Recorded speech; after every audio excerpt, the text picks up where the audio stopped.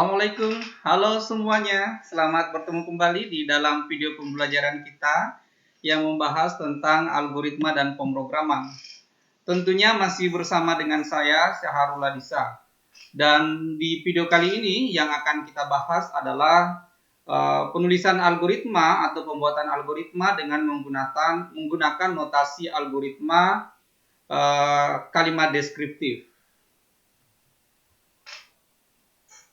Pengertian kalimat deskriptif di dalam menuliskan algoritma itu adalah cara menuliskan instruksi-instruksi atau perintah-perintah atau langkah-langkah yang harus dilaksanakan dalam bentuk untaian kalimat deskriptif dengan menggunakan bahasa Indonesia yang jelas dan baku. Nah, kira-kira seperti itu pengertian dari kalimat deskriptif. Nah, untuk menyusun kalimat deskriptif dalam algoritma, kita bisa berpatokan pada 3 tips yang berikut ini.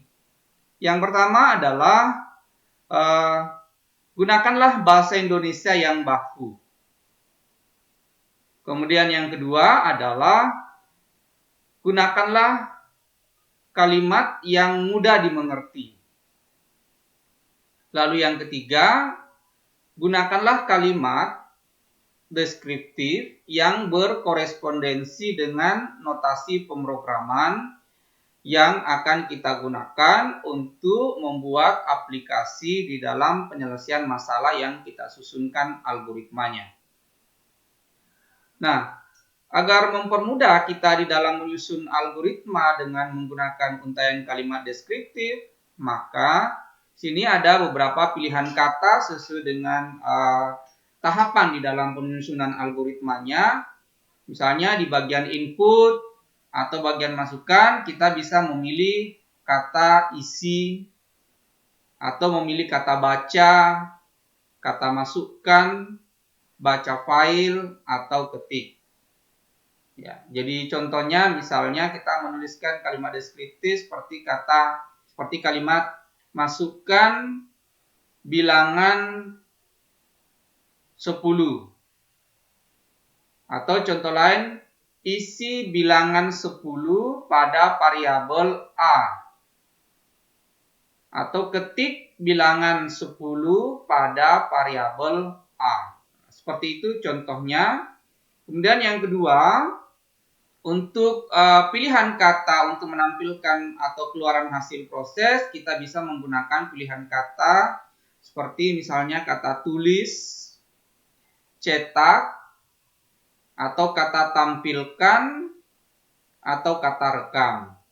Ya, misalnya tampilkan nilai luas, cetak nilai persegi panjang. Ya, contohnya seperti itu kira-kira. Kemudian pilihan kata untuk menyatakan proses pemilihan atau selection di dalam algoritma itu, yang pertama kita bisa menggunakan kata jika, selain itu, lalu akhir jika. Atau bisa juga kita menggunakan apabila, selain itu, akhir jika. Nah, contohnya misalnya jika saya menyatakan proses pemilihan seperti ini.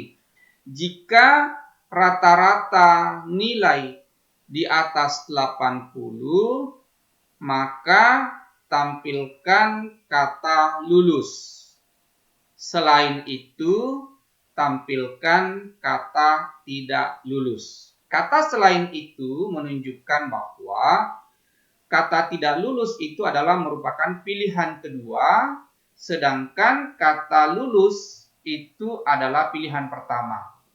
Nah, di sini pilihan pertama yaitu kata lulus dan pilihan kedua yaitu kata tidak lulus, yang mana yang harus proses mana yang harus dilaksanakan itu tergantung pada persyaratan atau kondisi yang kita buat sebelumnya, yaitu nilai rata-rata di atas 80. Jadi kalau nilai rata-ratanya di atas 80, maka yang dia tampilkan adalah kata lulus.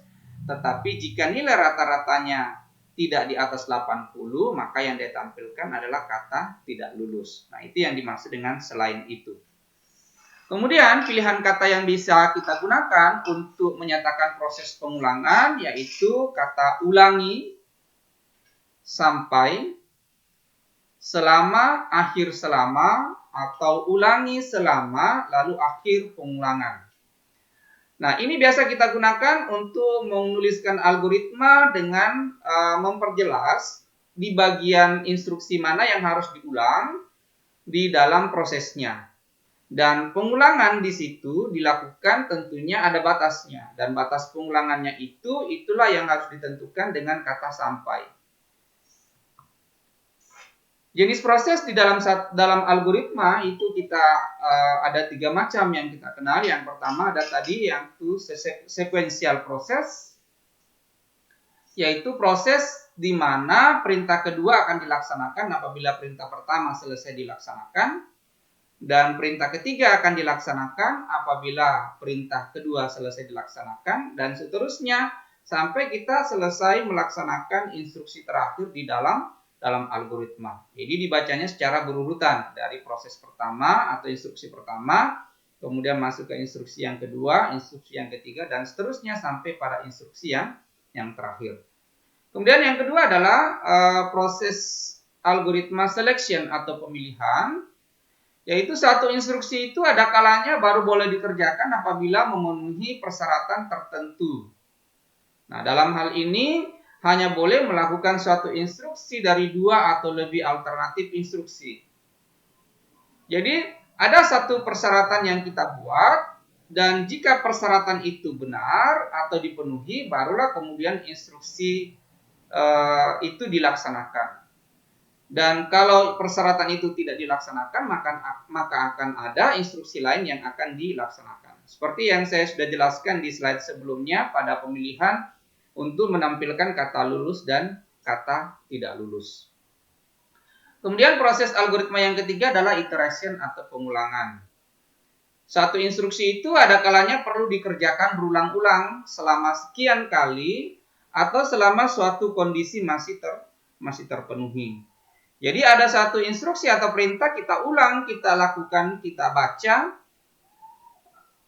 dan proses pengulangannya itu bergantung pada syarat yang kita berikan. Selama berapa kali dia akan melakukan pengulangan instruksi. Nah, itu yang kita sudah istilah iteration atau pengulangan. Baik, kita masuk ke contoh supaya memudahkan kita memahami di dalam menulis algoritma dengan menggunakan untaian kalimat deskriptif itu yang bagaimana. Contoh yang pertama ini saya ambil dalam contoh kehidupan kita, misalnya bagaimana menuliskan algoritma dengan algoritma memasak nasi. Nah, yang perlu dipahami di dalam menulis algoritma bahwa sebuah algoritma itu akan bisa kita tulis dan kita susun secara baik dan benar jika kita memahami proses dari satu masalah itu secara pasti. Yang saya maksudkan itu adalah seperti ini. Jika saya meminta Anda untuk menuliskan bagaimana algoritma atau langkah-langkah di dalam memasak nasi, tetapi jika Anda sendiri tidak tahu bagaimana memasak nasi, maka sudah pastilah bahwa algoritma atau urutan langkah-langkah yang Anda tulis itu kemungkinan besar tidak akan benar. Karena Anda tidak memahami bagaimana cara memasak nasi. Tetapi bagi kita yang sudah terbiasa dan memahami dan tahu bagaimana cara memasak nasi, maka akan sangat mudah menuliskan urutan-urutan atau langkah-langkah di dalam melakukan memasak nasi itu bagaimana. Ya, jadi misalnya seperti ini. Yang pertama adalah ambil beras. Dan yang kedua, setelah berasnya diambil, kemudian kita bersihkan berasnya. Kemudian yang ketiga apa lagi setelah kita bersihkan berasnya? Mungkin langkah yang ketiganya adalah nyalakan kompor. Kemudian setelah nyalakan kompor, apalagi proses selanjutnya kita lakukan, dan seterusnya seperti itu. Sampai kemudian kita mendapatkan proses terakhir yaitu nasi siap dimakan. Nah, nilai N di sini ditulis dengan nomor urut sesuai dengan jumlah urutan proses yang kita akan lakukan di dalam menuliskan algoritma bagaimana memasak nasi. Contoh lain di dalam pemrograman misalnya bagaimana menuliskan algoritma untuk menghitung luas persegi panjang. Nah, kalau kita mau menuliskan algoritma untuk menghitung luas persegi panjang, maka tentu Langkah pertama yang harus kita pahami dulu adalah kita harus tahu dulu rumus untuk menghitung luas persegi panjang itu bagaimana. Nah, misalnya Anda sudah tahu bahwa menghitung luas persegi panjang itu adalah LS, misalnya ya, atau luas sama dengan P atau panjang dikali dengan lebar. Ya, kita kali dengan lebar. Nah, misalnya rumusnya seperti ini. Nah, kalau kita sudah paham dan sudah tahu bahwa rumus untuk menghitung luas persegi panjang seperti ini, maka yang perlu dipahami di dalam rumus ini yang mana bagian yang menjadi input dan mana yang bagian yang menjadi output. Bagian yang menjadi input itu adalah nilai P berapa, kemudian nilai L berapa. Berarti secara algoritma kita tidak akan bisa menghitung luasnya ini berapa jika nilai P dan nilai L-nya itu tidak ada. Sehingga di dalam algoritma setelah kita menuliskan kata mulai, maka yang pertama harus Anda lakukan adalah Anda harus masukkan dulu atau menulis dulu berapa nilai panjang atau nilai P. Kemudian yang kedua adalah masukkan atau tuliskan berapa nilai lebar atau L. Kemudian kita masuk ke dalam bagian prosesnya, yaitu hitung luas persegi panjang dengan rumus P dikali L, seperti rumus yang ada di atas. Lalu kita masuk ke bagian outputnya, yaitu tampilkan luas persegi panjangnya berapa. Dan yang terakhir di dalam satu algoritma yaitu adalah kata selesai. Karena di bagian awalnya kita mau menuliskan kata mulai, maka di bagian akhir algoritma juga kita tutup dengan menggunakan kata selesai. Oke, nah kita lihat lagi contoh yang lain. Misalnya, bagaimana menentukan apakah suatu bilangan itu adalah merupakan bilangan ganjil atau bilangan genap. Jadi Anda diminta menuliskan algoritma untuk menentukan apakah bilangan itu adalah merupakan bilangan ganjil atau bilangan genap.